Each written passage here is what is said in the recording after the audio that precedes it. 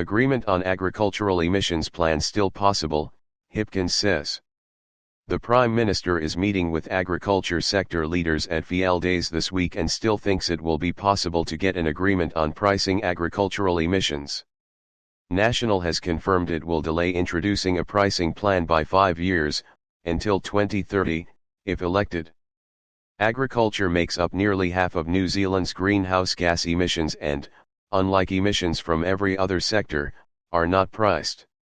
A sector-led group called He Waka Eke Noa is currently working on how best to do this, but its future is uncertain, given National last week walked back its support on account of the impact the proposed scheme might have on farming businesses.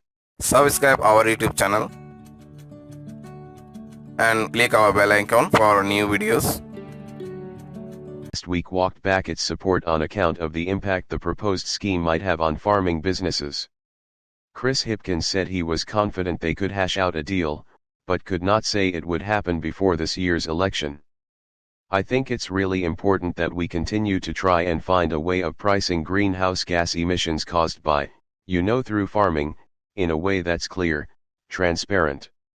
While I accept that no one in the farming sector is going to run towards this as being their highest priority, there is an acknowledgement amongst many in the farming community that this is important. New Zealand was not the only country to be struggling with the issue of dealing with emissions from the primary sector, he said. New Zealand farmers' access to export markets depended on action being taken to reduce climate emissions, Hipkins said.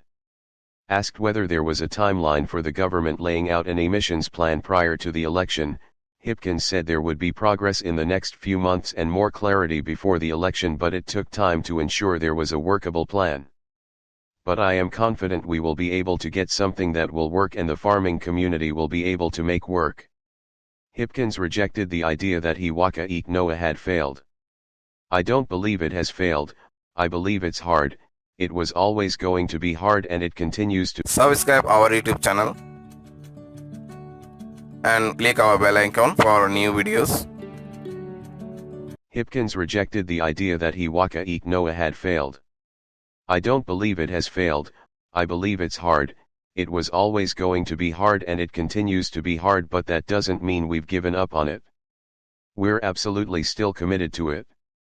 Hipkins said if Labour wins the election the current emissions trading scheme would remain in place as a backstop, but he was confident agreement could be reached and something else could be put in place in the meantime.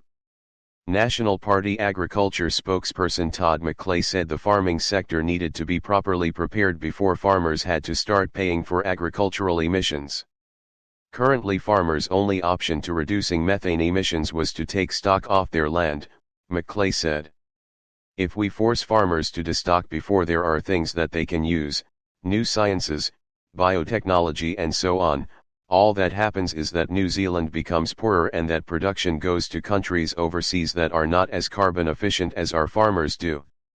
National agrees that New Zealand must meet its carbon targets for 2030 and 2050, but in order to do that a plan is needed which works for farmers and does not put them out of business, he said. 2030 and 2050, but in order to do that a plan is needed which works for farmers and does not put them out of business, he said. Subscribe our YouTube channel and click our bell icon for new videos.